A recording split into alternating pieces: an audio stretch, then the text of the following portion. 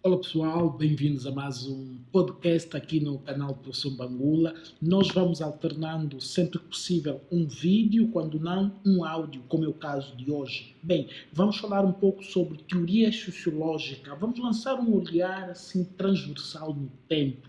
Começando por citar Kurt Lewin, não há nada mais prático do que uma boa teoria. Os meus estudantes ao ouvirem isso dirão certamente, o professor está sempre a inventar coisas. Não, esta não fui eu quem inventei, foi Kurt Lewin.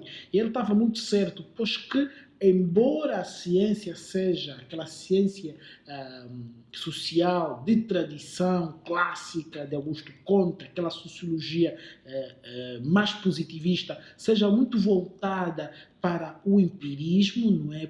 E aqui vamos fazer uma analogia para o que seria, por exemplo, na psicologia, a psicologia experimental, muito baseada na demonstração, na prova. Ainda assim, há aqui um lugar central que é ocupado pela teoria, e muito falamos sobre isso quando estudamos dados, quando estudamos a produção empírica de provas em sede de trabalho de campo. Falamos muito sobre o driving theory, né? O papel condutor da teoria sobre a prática. Portanto, em sociologia, e como na maior parte das ciências sociais, é fundamental respeitarmos, observarmos o papel da teoria para todo o nosso trabalho. Para entender e praticar a sociologia, tal como qualquer outra disciplina, é preciso ter um conhecimento teórico, por um lado, e por outro, é ter noção de que a sociologia baseia-se no estudo das relações sociais e as sociedades. Ou seja, os homens fazem a sociedade relacionando-se.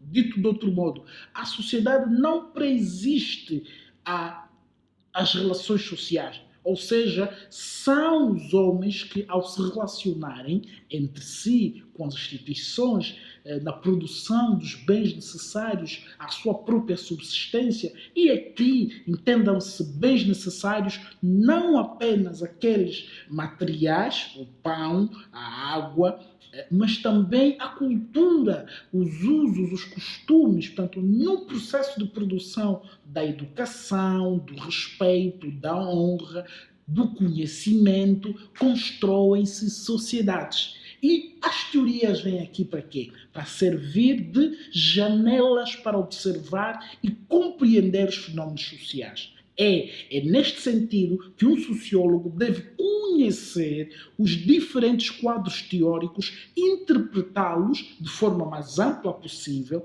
para aplicar esta interpretação ao processo de estudo da sociedade e aprofundar assim o seu conhecimento sobre a sociedade mediante a aplicação das teorias que ele usa para interpretar. Ou seja, imagine você quando vai, aqui nós temos muito problema de paludismo, que é uma doença causada por um mosquito, chama-se anófilis, né? Ele pica-nos no corpo e coloca lá um óvulo, e este óvulo é o que nos causa paludismo. Quando vamos ao hospital para fazer um teste, o que o médico faz? O técnico de laboratório, pelo menos, o que ele faz? Ele tira-nos uma amostra do sangue e ele observa essa amostra do sangue a olho nu, com os seus próprios olhos? Obviamente que não. Ele coloca essa amostra numa lâmina e vai levá-la ao microscópio. É do microscópio, é através do microscópio que ele observa aquela amostra e vai identificar a quantidade, não é, de paludismo que nós temos. É exatamente assim que também funciona a sociologia. Quando há, por exemplo, aumento de tensões sociais, quando há, por exemplo, aumento da criminalidade, o divórcio ou de outro tipo de anátema, problema social, o sociólogo não sai de sua casa e observa assim a olho nu, baseando-se aqui, consideraremos olho nu a sua visão comum, aquela baseada no senso comum. Ele não olha diretamente para os fenómenos, ele observa os fenómenos através das teorias, ou seja, vai levar estes problemas, vai submetê-los aos diferentes quadros teóricos que existem. Então, esta primeira parte do nosso podcast é exatamente para lhe dizer que as teorias jogam um papel central nas ciências sociais e, sobretudo, na sociologia, pois elas servem, como costumo dizer, de janelas para observar e compreender os fenómenos sociais. Mas bem, voltemos ainda à questão das origens da sociologia. Como sabem, o termo sociologia e as suas características principais apenas vieram a se consolidar a partir do século XIX. Ou seja, embora antes do século XIX já se conheçam registros de exercícios e práticas que se poderiam considerar de sociologia, o questionamento e a formulação de teorias para interpretar estes fenómenos apenas se consolida no século XIX, ok? Bem do visto, vamos agora dizer que as particularidades do homem em relação às restantes espécies lhe conferem uma vantagem de ser único, ou seja, os demais seres vivos. E aqui vamos dizer que a sociologia é um campo de estudo particular porque dedica-se ao estudo de um objeto que é o homem, portanto, o objeto de estudo da sociologia é a vida do homem em sociedade. O homem, por ser o único dos seres vivos que detém o domínio da sua própria ação, ou seja, o único que é capaz de refletir sobre a sua própria ação, por ter, por exemplo, a inteligência, o livre-arbítrio, a moral, enfim, ele se constitui num objeto de estudo relativamente mais complexo que as ciências naturais. É verdade, você vai dizer, como assim, professor? Embora no senso comum se faça crer que, por exemplo, as chamadas ciências duras ou ciências exatas, vá lá, como também conhecemos aqui entre nós, a matemática, a física, sejam mais difíceis por envolverem, por exemplo, cálculos, uso de números, de fórmulas, na verdade, do ponto de vista da empiria, do estudo científico, é mais difícil estudar o divórcio, compreender as causas do aumento da criminalidade, do que, por exemplo, compreender a extinção das plantas ou fazer um cálculo sobre o movimento da rotação da Terra. Porque nos casos das ciências naturais, os objetos que estudamos são muitas vezes inanimados, não é? Nós estudamos os inorgânicos, por exemplo, são inanimados, a maior parte deles. Alguns orgânicos são animados. Os vegetais, por exemplo, as plantas nascem, crescem e reproduzem-se, também morrem. Porém, elas não têm vontade, elas não decidem nem interferem no processo da sua existência, fazendo com que o estudo, na perspectiva da sua manipulação, seja muito mais facilitado. Então, não deixe que lhe enganem mais, ok? As ciências sociais são tendencialmente, por estas características, obviamente, mais difíceis de se estudar que as ciências da natureza. Bem, na Grécia Antiga, por exemplo, podemos encontrar já reflexões, digamos, interessantes e sofisticadas sobre a vida social, sobre a vida em sociedade. Tanto descrições históricas e geográficas, por exemplo, de Heródoto, nos seus trabalhos filosóficos, nos seus trabalhos éticos, mesmo os trabalhos políticos de Aristóteles. Encontramos uma preocupação já genuína da compreensão do funcionamento das engrenagens sociais. Mas isso não era, como tal, já considerado uma sociologia. De igual modo que no século XVI, alguns estudos realizados por um senhor árabe chamado Ibn Khaldun viriam marcar de forma decisiva o desenvolvimento da história, da geografia, da economia e da sociologia.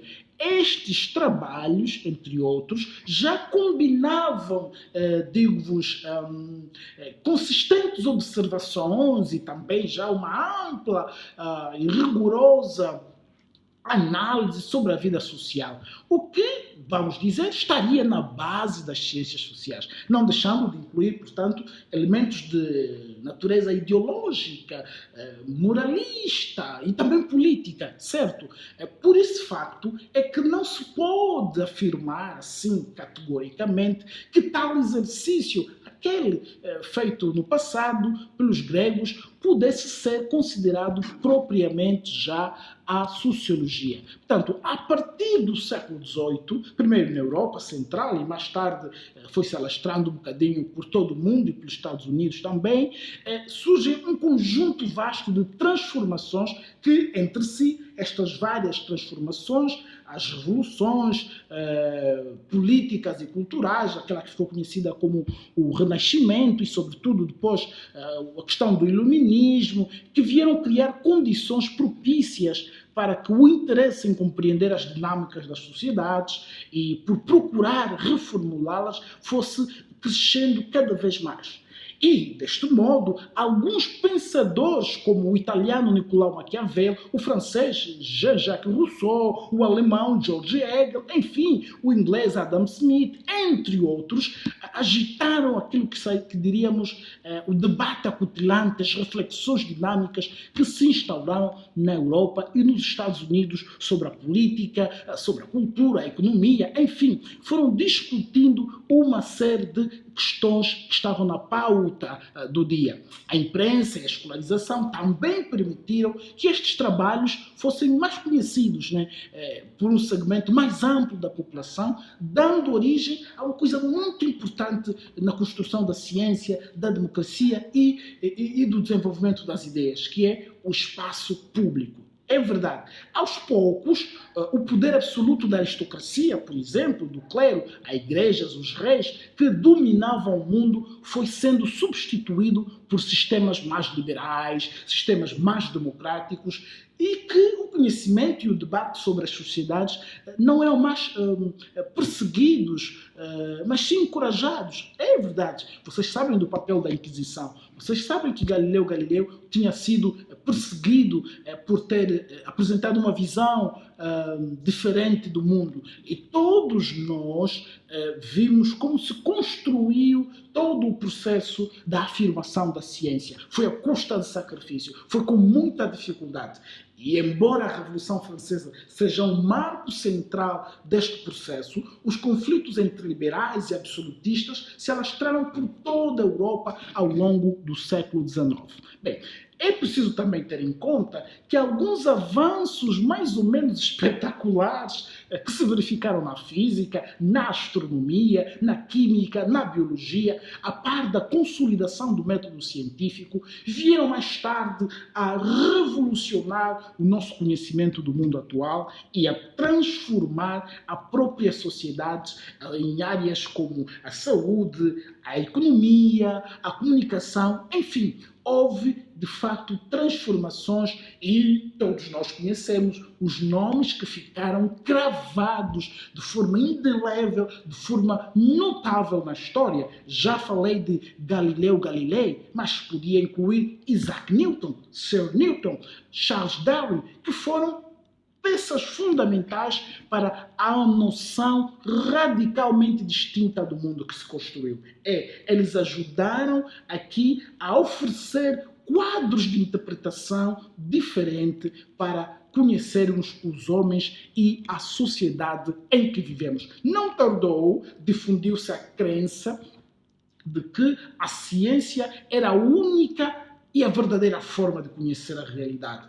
Isto chama-se positivismo. Falei-vos no princípio aqui do nosso podcast, o positivismo que Augusto Comte trouxe para as ciências sociais. E assim, como chave para a sobrevivência e para a continuidade da humanidade, para a sua prosperidade e progresso, era necessário conferir aos cientistas um maior espaço de atuação, uma nova autonomia, uma autoridade e um financiamento que permitissem que os cientistas pudessem continuar a colocar o seu esforço, o seu estudo, o seu gênio ao serviço da humanidade. Não tardou e também estas pretensões de que o conhecimento científico se aplicasse ao estudo das sociedades, acabou por estar na origem da criação de ciências como a economia, a ciência política, a astrologia e da sociologia. Bem, outra questão e última, para terminarmos aqui a nossa aula sobre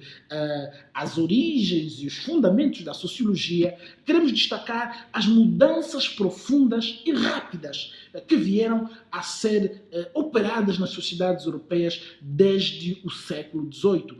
Estas mudanças favoreceram a pesquisa, favoreceram o estudo das sociedades, em particular aquelas que foram provocadas pela industrialização. É verdade. Como sabem, a industrialização permitiu o acúmulo exponencial de recursos, mas gerou também enormes tensões e problemas sociais. É verdade. Houve aqui a estes problemas associados, por exemplo, o êxodo rural, a saída massiva de indivíduos do campo para a cidade. Indivíduos que, na maior parte das vezes, não possuíam instrução necessária para operar as máquinas na cidade ou para trabalharem nos serviços que naquela altura cresceram muito, não é? No período da Revolução Industrial, o que acabou por resultar numa espécie de crescimento desordenado das cidades, trazendo consigo o desemprego, as novas formas de exploração capitalista e também a resistência dos trabalhadores. Enquanto isto se expandia